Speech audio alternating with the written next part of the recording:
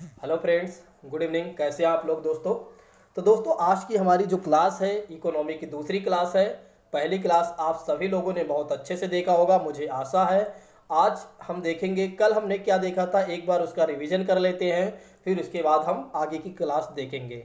ठीक है, तो पहली क्लास में मैंने आपको बताया था कि अर्थव्यवस्था और अर्थशास्त्र में क्या अंतर है। फिर मैंने आपको बताया था कि अर्थव्यवस्था कितने प्रकार की होती है और विश्व में कितने अर्थव्यवस्था अपनाई गई है, जिसको मैंने आपको बताया था 3 प्रकार की अर्थव्यवस्था को विश्व ने अपनाया है। पहली अर्थव्यवस्था पूंजीवादी अर्थव्यवस्था, फिर मैंने आपको बताया था साम्यवादी अर्थव्यवस्था, और तीसरी मैंने आपको बताया था मिश्रित अर्थव्यवस्था के बारे में दोस्तों।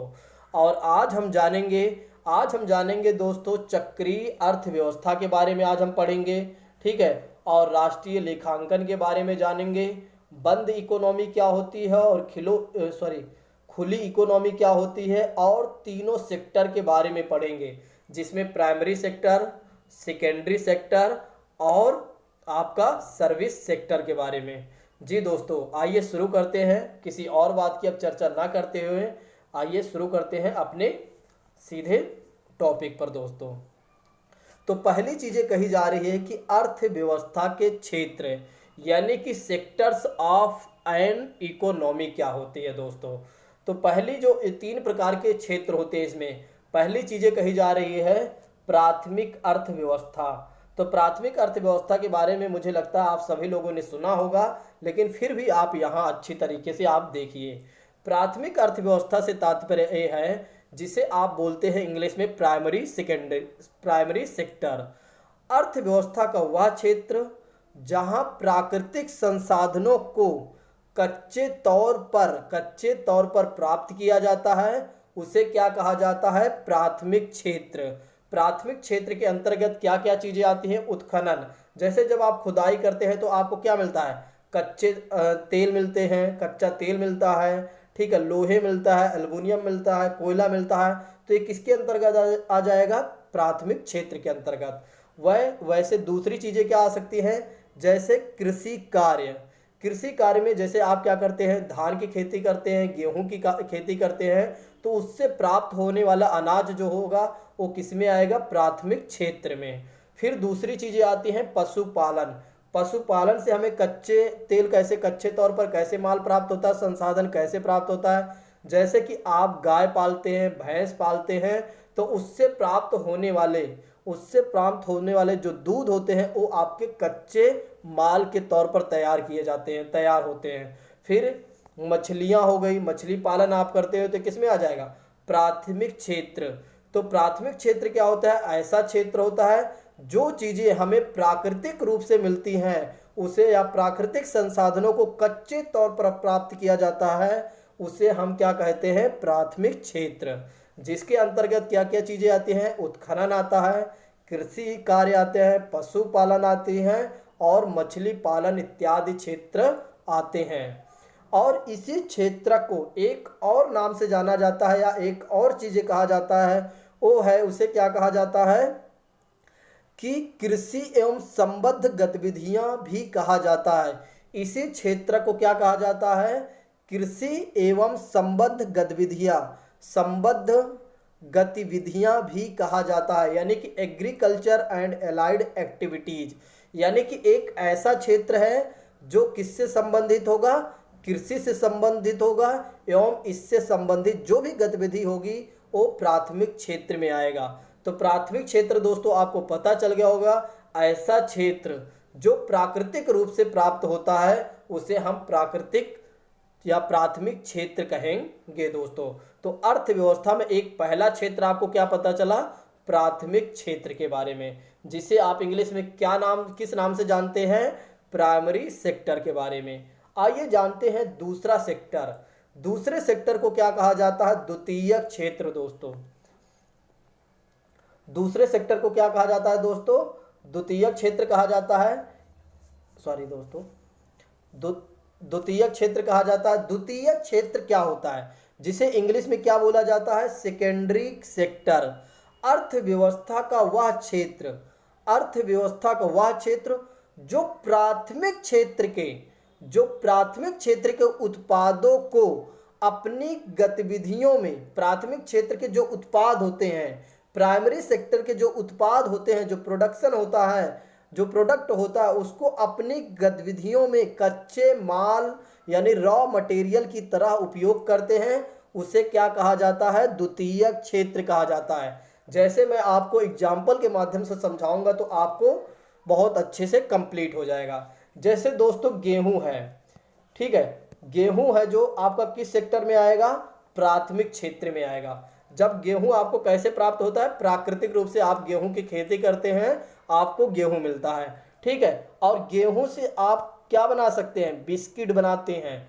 तो एक कैसे मिल रहा है? तो द्वितीयक क्षेत्र कैसे क्या कर रहा है कि प्राथमिक क्षेत्र के जो उत्पाद है उसको अपनी गतिविधियों में कच्चे माल की तरह उपयोग कर रहा है, यानी बिस्किट बनाने का काम कर रहा है, इसलिए इसे क्या कहा जाएगा? द्वितीयक क्षेत्र में आएगा। तो द्वितीयक क्षेत्र वह क्षेत्र होता है जो प्राथमिक क्षेत्र के उत्पाद होते हैं उसको अपनी गतिविधि में कच्चे माल के तौर पर उपयोग करते हैं, उसे क्या कहा जाता है? करते हैं, उसे क्या कहा जाता है? द्वितीयक क्षेत्र कहा जाता है। जैसे लौह एवं इस्पात उद्योग, वस्त्र उद्योग, वाहन और बिस्किट, केक। ठीक है दोस्तों, अब आपको मुझे लगता है बहुत अच्छे समझ में आ गया होगा। अब हम आइए जानते हैं तृतीयक सेक्टर क्या होता है। तो द्वितीयक सेक्टर वह सेक्टर होता है जो प्राथमिक उत्पाद होते हैं, जो प्राथमिक सेक्टर के उत्पाद होते हैं उसको द्वितीयक क्षेत्र कच्चे माल के तौर पर उपयोग करता है और उससे क्या बनाता है? उससे एक प्रोडक्ट बनाता है। तो उसे क्या कहा जाए? यानी कि एक तरह से आप ऐसे भी कह सकते हैं मैन्युफैक्चरिंग के लिए जो भी काम होता है द्वितीयक क्षेत्र क्या करता है? प्राथमिक क्षेत्र से उत्पाद कच्चे माल के रूप में लेता है और उससे वह प्रोडक्ट तैयार करता है दोस्तों। नेक्स्ट आइए बात करते हैं तीसरा सेक्टर, ठीक है। इसे एक चीज और भी जान लीजिए, थोड़ी सी एक पॉइंट और छूट गया था। द्वितीयक क्षेत्र को औद्योगिक क्षेत्र भी कहा जाएगा, इंडस्ट्रियल एरिया भी कहा जाएगा दोस्तों। ये भी ध्यान रखने वाली बात है कि द्वितीयक क्षेत्र को औद्योगिक क्षेत्र भी कहा जाता है। नेक्स्ट आइए बात करते हैं तृतीयक क्षेत्र, जिसे टेरिटरी सेक्टर बोला जाता है, यानी कि इसे सर्विस सेक्टर भी आप बोल सकते हैं, लेकिन तृतीयक क्षेत्र के रूप में आप बोल सकते हैं, इसे सर्विस सेक्टर भी बोल सकते हैं। तो तृतीयक क्षेत्र क्या होता है? इस क्षेत्र में विभिन्न प्रकार की सेवाओं का उत्पादन किया जाता है, विभिन्न प्रकार की सेवाओं का उत्पादन किया जाता है। जैसे बैंकिंग सेवा किस में आएगा? जब कोई आप सेवा देंगे तो वो तृतीयक क्षेत्र में आ जाएगा, जिसे आप सर्विस सेक्टर के नाम से भी जाना जाता है दोस्तों, ठीक है। जैसे बैंकिंग, बीमा आपको कैसे? कोई कंपनी क्या करती है? आपको सेवा प्राप्त करती है, आपको सेवा देती है, आप उसका क्या करते हैं? प्रीमियम भरते हैं, तब आपको वह क्या करती है? सर्विस देती है, ठीक है। फिर आपकी शिक्षा, जैसे मैं आपको कैसे पढ़ा रहा हूँ, आपको यूट्यूब चैनल के माध्यम से पढ़ा रहा हूँ या ऑनलाइन या ऑफलाइन, आपसे क्या करता हूँ? फीस लेता हूँ और आपको सर्विस देता हूँ। तो यह किस क्षेत्र में आएगा? तृतीयक क्षेत्र में आएगा। जैसे एक चिकित्सक यानी कि डॉक्टर कैसे होता है? डॉक्टर दवा देता है, यानी कि सेवा करता है, तो वह किस क्षेत्र में आएगा? तृतीयक क्षेत्र में आएगा। कैसे आएगा? क्योंकि आपको मेडिसिन चाहिए, जब आपको मेडिसिन चाहिए तो डॉक्टर क्या करता है? आपको मेडिसिन देता है और आप उसे पैसे देते हैं, लेकिन वह किस क्षेत्र में काम करता है? सेवा क्षेत्र के अंतर्गत आता है। पर्यटन भी, आपको ध्यान रखने वाली बात यह भी है कि पर्यटन इत्यादि भी तृतीयक क्षेत्र में आता है और इस क्षेत्र को एक और नाम से जाना जाता है, सेवा क्षेत्र के रूप में भी जाना जाता है। किसे? तृतीयक क्षेत्र को। तो मैंने आपको बताया प्राथमिक, द्वितीयक और तृतीयक के बारे में। चाहो तो आप ऐसे भी समझ सकते हो, मान लो प्राथमिक क्षेत्र से हमने कच्चे माल गेहूं हमने उत्पादन किया, गेहूं से हमने द्वितीयक क्षेत्र में लाया, कच्चे माल के तौर पर बिस्किट बनाया। अब जब बिस्किट बना दोस्तों, तो बिस्किट को हमें बेचने के लिए क्या करना पड़ेगा? किसी ना किसी वाहन यानी ट्रैक्टर की जरूरत पड़ेगी, हो सकता है ट्रक की जरूरत पड़े, तो हम क्या करेंगे? तृतीयक क्षेत्र के रूप में हमारा यह काम करेगा। यानी कि प्राथमिक से हम कच्चे माल उपयोग करते हैं, दूसरे में क्या करते हैं? दूसरे में हम क्या करते हैं? मैन्युफैक्चरिंग करते हैं, और तीसरा हमारा क्या काम करता है? वह सेवा देता है, यानी कि हमारे प्रोडक्ट को एक स्थान से दूसरे स्थान तक ले जाने देता है दोस्तों। तो मुझे लगता है आप सभी लोगों को बहुत अच्छे से प्राथमिक, द्वितीयक और तृतीयक क्षेत्र समझ में आ गया होगा। तो आइए अब आगे बढ़ते हैं, आगे की कहानी क्या है दोस्तों। तो अब हम क्या क्या जानेंगे दोस्तों।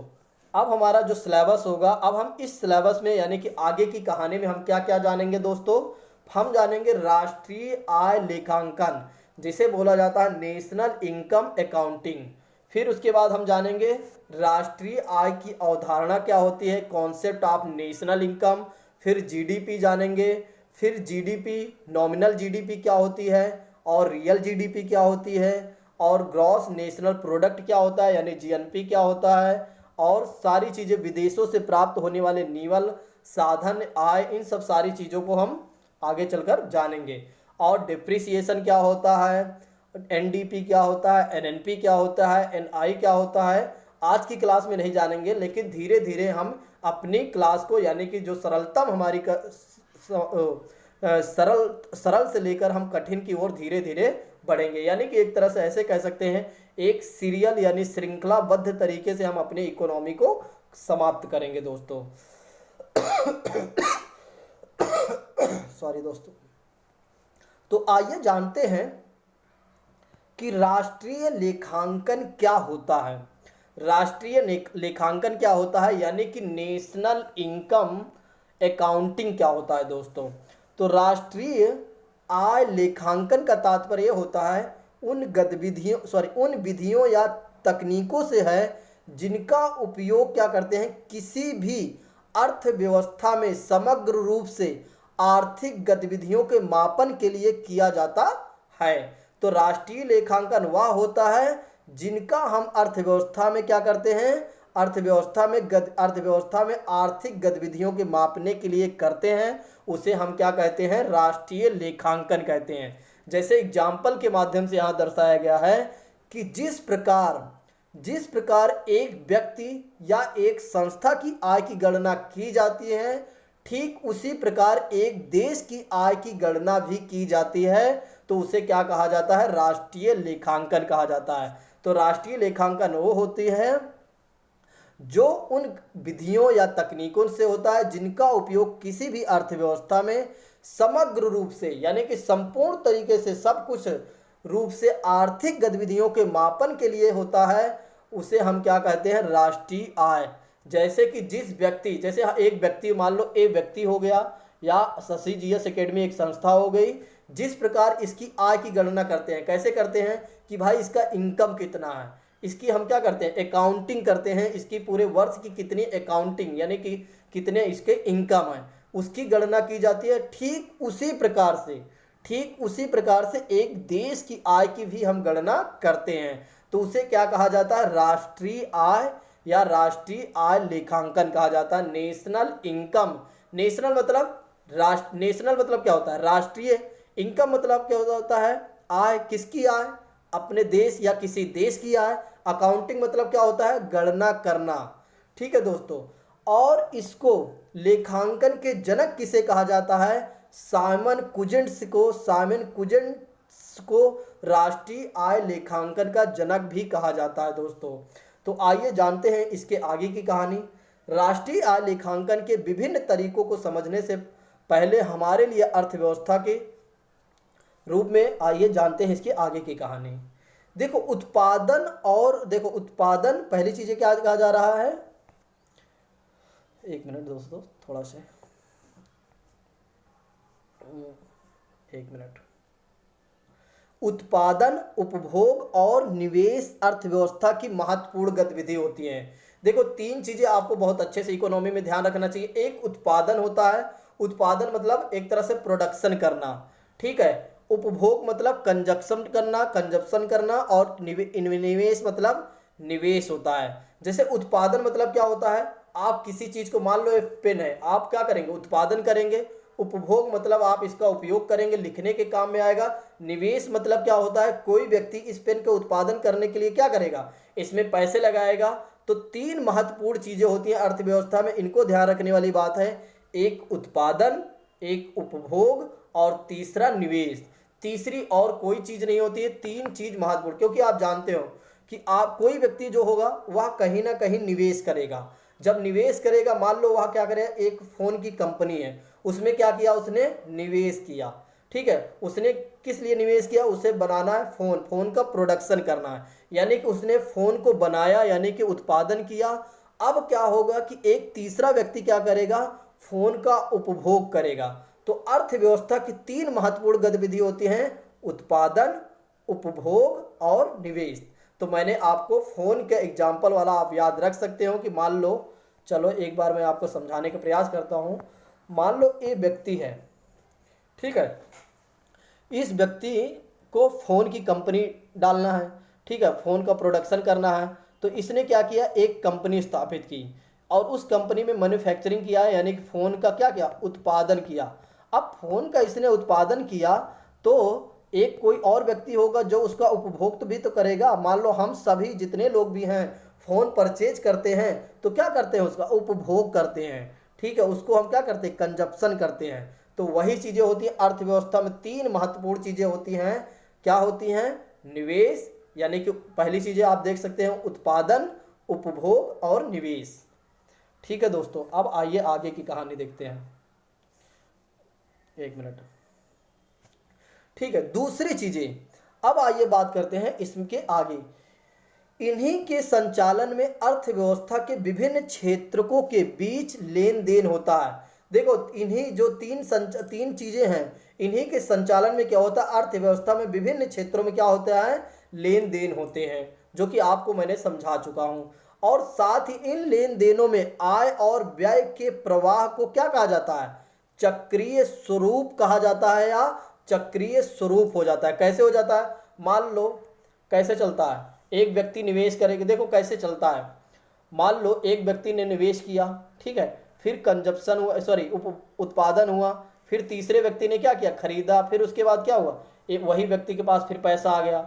मान लो इसने क्या किया, उत्पादन की एक कंपनी फैक्ट्री लगाई। अब किसी और व्यक्ति ने इसको, सभी लोगों ने, जो कर्मचारी थे उसने क्या किया, उन लोगों ने क्या किया, फ़ोन का उत्पादन किया।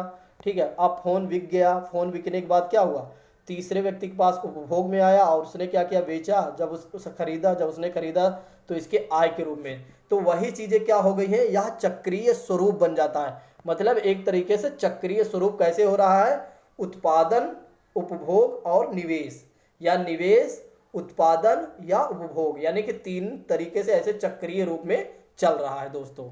ठीक है, और यह सिद्धांत जो है, अब आगे की कहानी क्या कहा जा रहा है कि यह दो सिद्धांतों पर आधारित होता है। आइए जानते हैं दो सिद्धांत कौन कौन से हैं।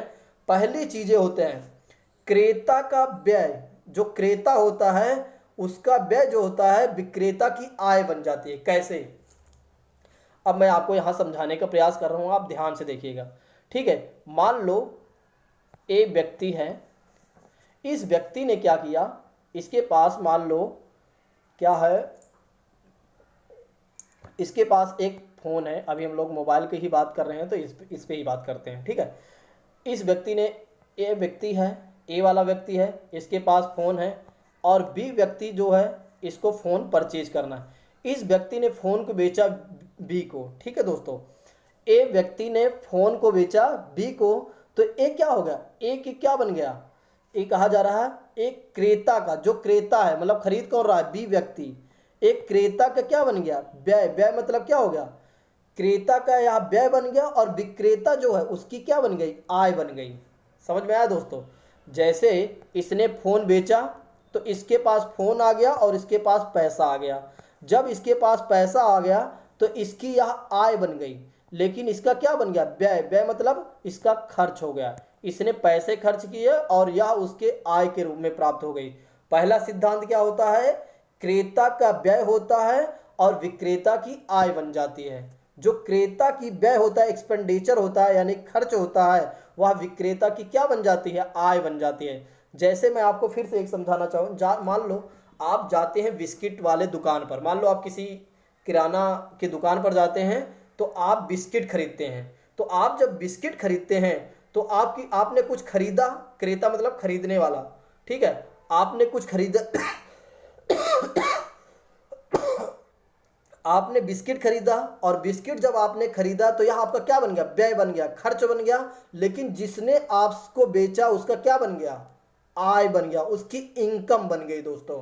तो वही सिद्धांत यहां पर कहा जा रहा है। चक्रीय स्वरूप में कैसे हुआ, क्रेता का व्यय और विक्रेता की आय बन जाती है दोस्तों।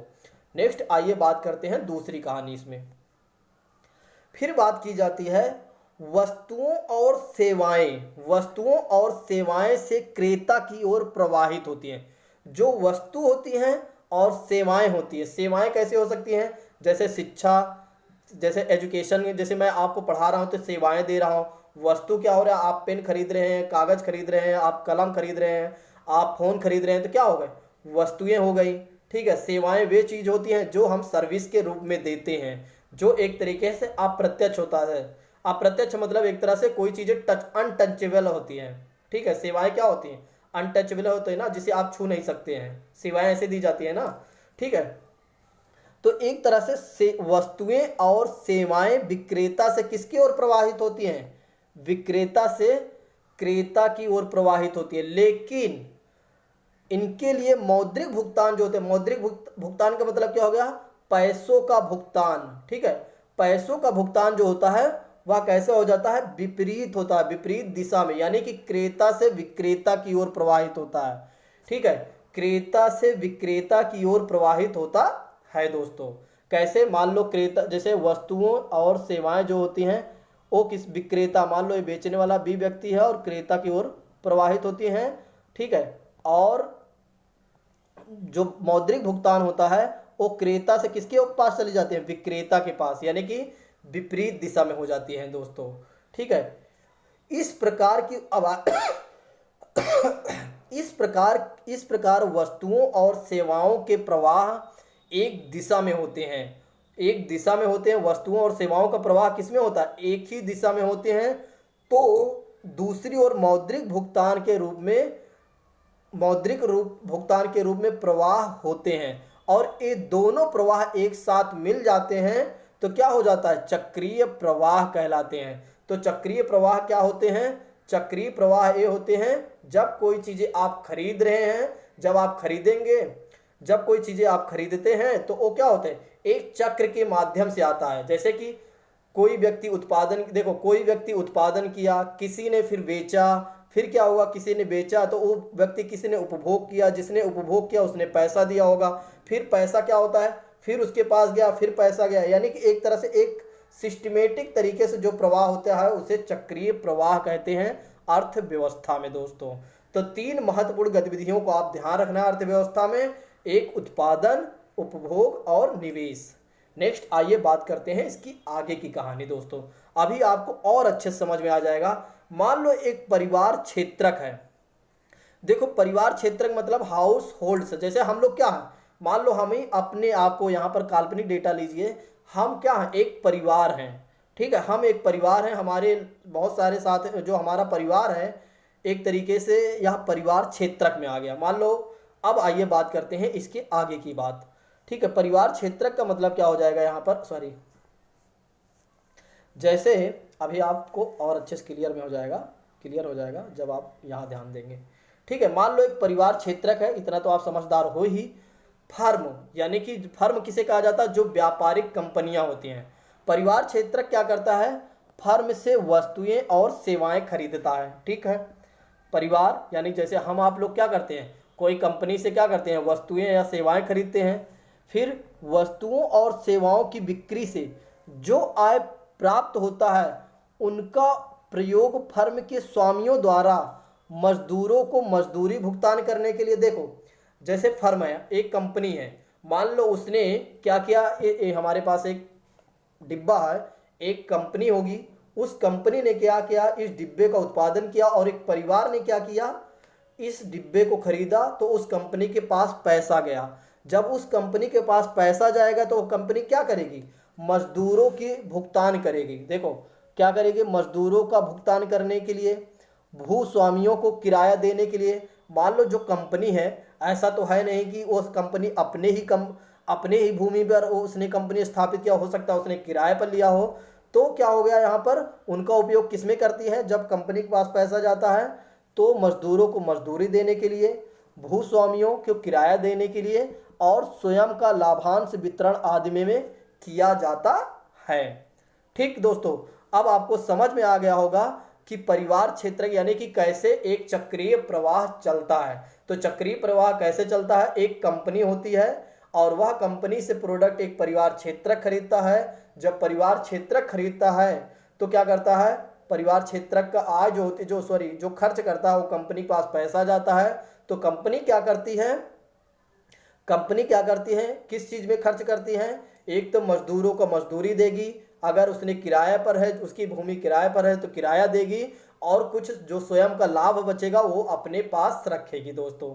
ठीक है, और फिर इसके बाद की कहानी ये है कि इस प्रकार सकल घरेलू उत्पाद जीडीपी वस्तुओं एवं सेवाओं के लिए लोगों द्वारा बाजार में व्यय की गई कुल राशि की क्या होता है, बराबर होता है दोस्तों। तो इस प्रकार क्या होता है, जीडीपी वस्तुओं और सेवाओं के लिए लोगों द्वारा बाजार में, जब लोग क्या करते हैं, बाजार में की गई जो उनकी कुल राशि के बराबर होता है। ठीक है दोस्तों, उसके बाद कहा जा रहा है साथ ही यह उत्पादन के कारकों के लिए बाजार में फर्मों द्वारा भुगतान की गई कुल मजदूरी, किराए और लाभ के भी बराबर होता है दोस्तों। तो चक्रीय प्रवाह के बारे में आपको समझ में आ गया होगा, आई होप। आगे चलकर हम जीडीपी के बारे में मैं आपको समझाऊंगा, इसलिए यहां पर बहुत ज्यादा मैं समय नहीं ले रहा हूं दोस्तों। ठीक है, नेक्स्ट उसके बाद कहा जा रहा है जो उपरोक्त यानी कि फ्लो चार्ट है, जो मैंने अभी आपको चक्रीय प्रवाह के बारे में बताया। दरअसल यहाँ पर चार्ट नहीं आ पा रहा था और बन भी नहीं पा रहा था, इसलिए मैंने चार्ट नहीं बना पाया। ठीक है दोस्तों, ठीक है, मध्य ये सभी लेन देन का वर्णन किया, ये तो मैंने आपको समझा दिया।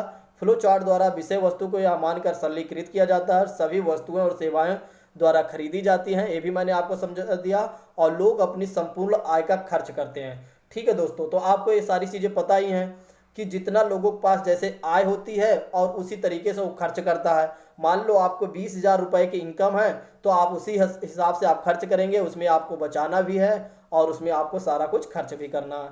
इसमें यह दर्शाया गया है कि आय यानी कि इनकम, धन लगातार फर्मों की ओर कैसे होती है, गतिशील होती रहती हैं और पुनः लोगों के पास वापस आ जाता है। देखो पैसा का कैसे चक्रीय होता है, मैंने आपको समझा दिया।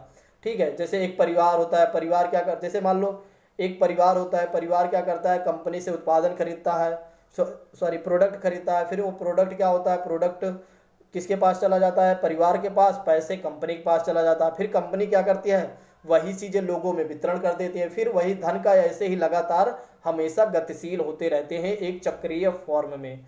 ठीक है दोस्तों, अब आइए आगे की बात करते हैं। उत्पादन के साधन कौन कौन से होते हैं, मैंने आपको अभी पिछले ही क्लास में उत्पादन के साधन के बारे में बताया था, लेकिन फिर भी मैं यहाँ आपको एक बार फिर से समझाने का प्रयास करूँगा।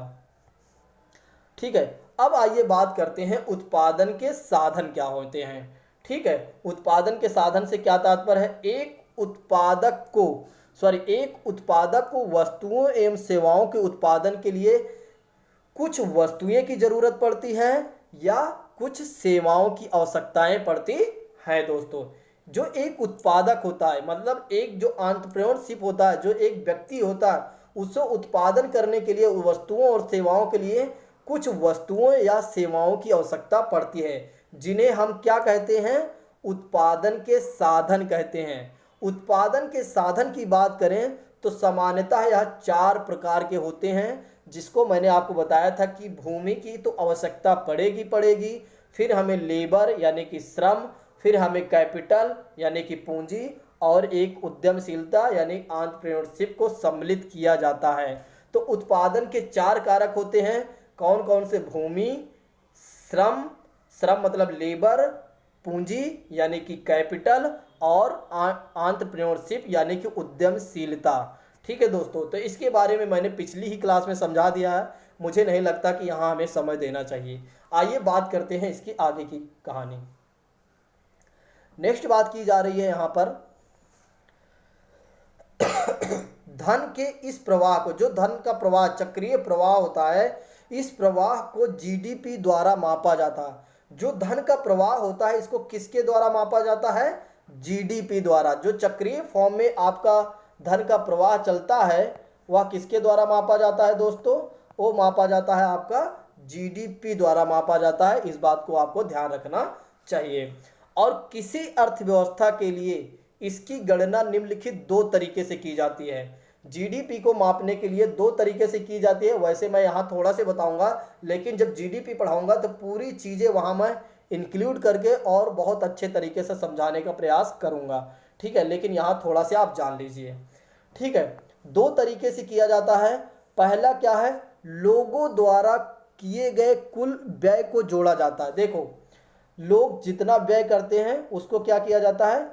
ऐड ऑन किया जाता है। या फर्मों द्वारा भुगतान की गई कुल आय, फर्मों द्वारा यानी कि कंपनी क्या करती है, किसमें खर्च करती है, कैसे भुगतान करती है, जैसे मजदूरी देती है, किराया देती है और लाभांश अपने पास रखती है, या इनको जोड़ा जाता है। या लोग, पहली चीज़ें क्या कहा जा रहा है, किसी अर्थव्यवस्था में दो तरीके से मापा जाता है। पहला तरीका क्या है? या तो लोगों द्वारा किए गए कुल व्यय को जोड़ा जाता है, या फर्मों द्वारा भुगतान की गई कुल आय का, जिसके अंतर्गत मजदूरी, किराया, लाभ आता है, ठीक है। चूंकि किसी अर्थव्यवस्था में सभी व्यय वस्तुतः किसी आय के रूप में होती है, इसलिए हम किसी भी पद्धति में जीडीपी की गणना करें तो जीडीपी का समान ही प्राप्त होता है दोस्तों। तो जीडीपी के बारे में आगे हम पढ़ेंगे। तो अभी आपको सिर्फ इतनी ही दो चीज़ें आप याद रखिएगा। तीसरी चीज़ें यदि आप नहीं भी याद रखते हैं तो कोई इसकी आवश्यकता नहीं है, क्योंकि मैं जब आगे पढ़ाऊंगा तो इन चीज़ों को वहाँ फिर से एक्सप्लेन करूँगा अच्छे तरीक़ों से, ठीक है। नेक्स्ट बात की जाती है जो आपके लिए सबसे महत्वपूर्ण है, सबसे महत्वपूर्ण टॉपिक आपके लिए है। एक क्वेश्चन में आते रहता है, चाहे यूपीएससी का एग्जाम दीजिए, चाहे यूपीपीएससी, या आप किसी भी स्टेट पीसीएस में एग्जाम देते हैं तो वहाँ पर दो इकोनॉमी के बारे में ज़रूर पूछ लिया जाता है। पहली इकोनॉमी क्या होती है? खुली इकोनॉमी, यानी कि ओपन इकोनॉमी क्या होती है, और क्लोज्ड इकोनॉमी क्या होती है, यानी कि खुली अर्थव्यवस्था क्या होता है और बंद अर्थव्यवस्था क्या होती है दोस्तों। तो आइए जानते हैं कि खुली अर्थव्यवस्था क्या होती है। यहाँ पर कहा जा रहा है कि खुली अर्थव्यवस्था से तात्पर्य होता है ऐसी अर्थव्यवस्था से जिसके विश्व में किसी अन्य देशों से आर्थिक संबंध होते हैं, और आज विश्व उसे क्या बोला जाता है? खुली अर्थव्यवस्था।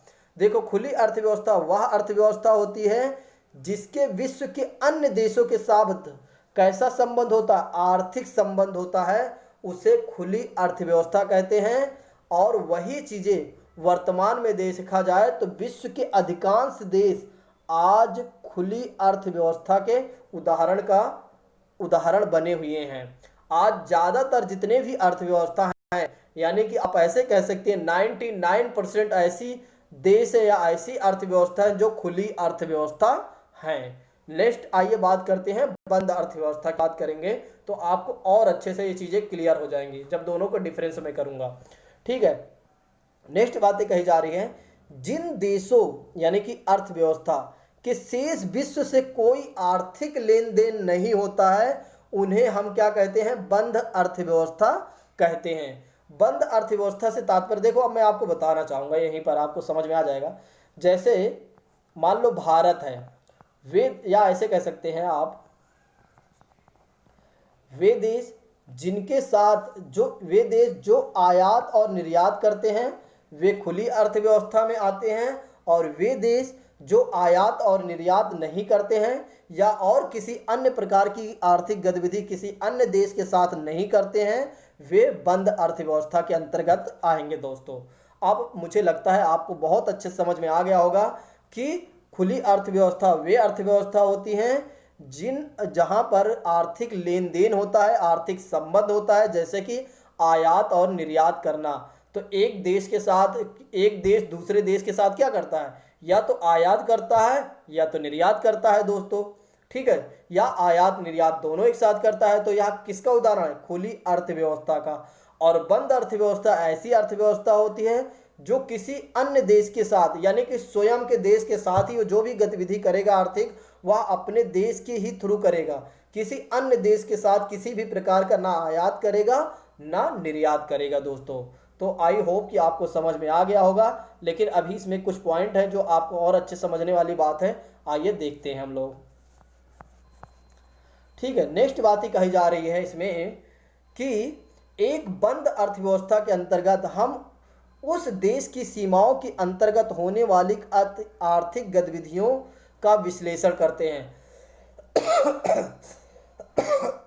ऐसी अर्थव्यवस्था में आयात निर्यात एवं विदेशी निवेश शून्य होता है। देखो, बंद अर्थव्यवस्था में ऐसी अर्थव्यवस्था होती है जिसमें ना ही आयात होता है और ना ही निर्यात किया जाता है, ना ही किसी प्रकार का विदेशी निवेश होता है दोस्तों। तो और ना ही किसी प्रकार का विदेशी निवेश होता है, तो ऐसी अर्थव्यवस्था को क्या कहा जाएगा? बंद अर्थव्यवस्था कहा जाएगा। नेक्स्ट आइए बात करते हैं, या यहीं पर खुली अर्थव्यवस्था का भी आपको एक एग्जांपल दे देता हूं। तो खुली अर्थव्यवस्था वे अर्थव्यवस्था होती है जिसमें एक देश से दूसरे देश के साथ आयात किया जाता है या निर्यात किया जाता है या विदेशी निवेश होता है। तो उसे किसका उदाहरण मानेंगे हम? खुली अर्थव्यवस्था के अंतर्गत। इसके विपरीत खुली अर्थव्यवस्था में, जैसे कि मैंने आपको बता दिया, वही चीजें हैं, बार बार क्या पढ़ेंगे आप। ठीक है, आइए आगे बात करते हैं। ठीक है दोस्तों, तो आज की क्लास को हम यहीं पर विराम देते हैं, क्योंकि आज की क्लास इतनी ही थी। ठीक है, आई होप कि आप सभी लोगों को समझ में आ गया होगा। यदि आप सभी लोगों को अच्छे से समझ में आ गया है तो ये है हमारा व्हाट्सअप नंबर, यानी कि 8920340192 पर आप व्हाट्सअप ऑफिशियल नंबर सर जुड़ सकते हैं। और जुड़ने के पश्चात जुड़कर आपको यदि पीडीएफ चाहिए तो आपको पीडीएफ मिल जाएगी, या किसी प्रकार का डाउट है तो आपको डाउट बता दिया जाएगा, आपका डाउट क्लियर करवा दिया जाएगा। या आप साथ ही साथ आप हमारे साथ जुड़े रहिए। और आपसे एक रिक्वेस्ट है, प्रार्थना है कि आज आप please like, share, comment, subscribe और सपोर्ट हमें जरूर करें दोस्तों, क्योंकि आप जानते हैं काफ़ी दिन से मैं पढ़ा नहीं रहा था। हो सकता है बाय मिस्टेक कुछ ऐसी चीज़ें हों जो छूटें, लेकिन ऐसा नहीं हो सकता कि मैं कुछ छोड़ूं। देखो, मैं पूरी तरीके से आपको पूरा पढ़ाऊंगा, आप चिंता न करिए। अर्थव्यवस्था में आप बहुत अच्छे हो जाएंगे। इकोनॉमी में आप ये समझिए आपका कोई भी क्वेश्चन गलत होने वाला नहीं है। ठीक है, आप हमसे जुड़े रहिए।